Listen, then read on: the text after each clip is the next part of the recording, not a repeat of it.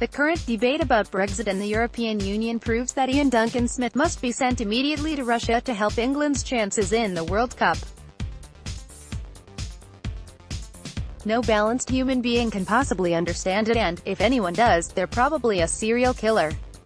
So, it's marvelous how a few people have succeeded in clarifying the points that really matter.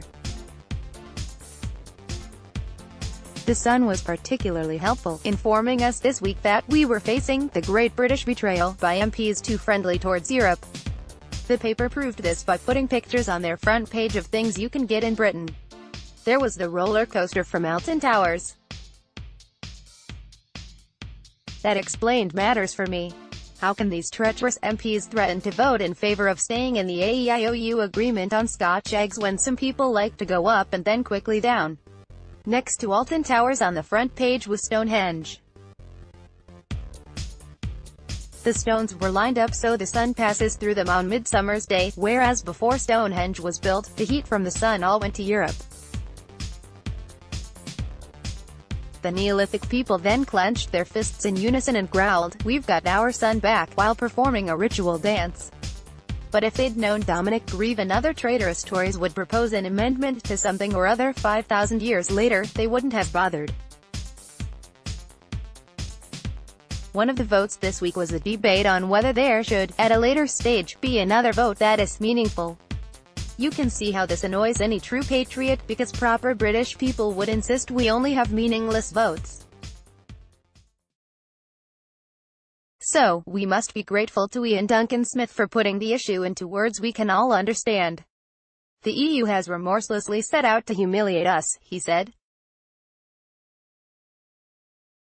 They want to impose their will and force the UK to repent, and that's why the European Union was set up. All the treaties and conferences and agreements and tariffs and courts and elections, they were all part of a giant plan to humiliate Britain. Back in 1960, Charles de Gaulle phoned up Luxembourg and said, "Here, do you fancy being part of our plan? We're going to humiliate Britain by imposing an agreement on margarine that works marginally in our favor. Are you in? We must have the resolve to leave the table and break off the talks altogether," Iain Duncan Smith explained. And if anyone is concerned what might happen then, that means they're traitors, because we'll be fine, because we're Britain. The difficulty is that every time the vague notion of getting our country back runs up against the real world tends to win.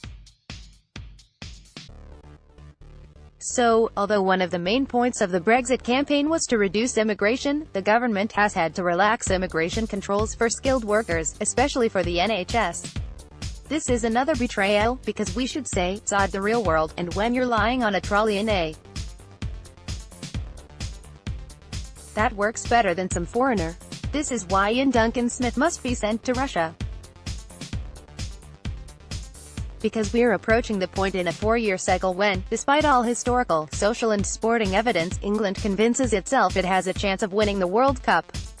It will scrape a draw with Tunisia and beat 473rd world-ranked Panama and announce it's a major contender, because other teams might be better at defending and scoring and goalkeeping and throw-ins, but this is England, and anyone who disagrees must stop talking the country down.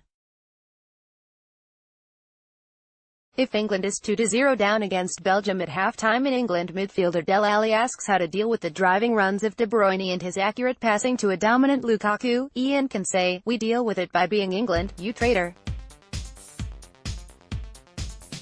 Don't ask questions. We are England. And if they try to score again, we should all leave the pitch, shouting, 'No deal is better than a bad deal.'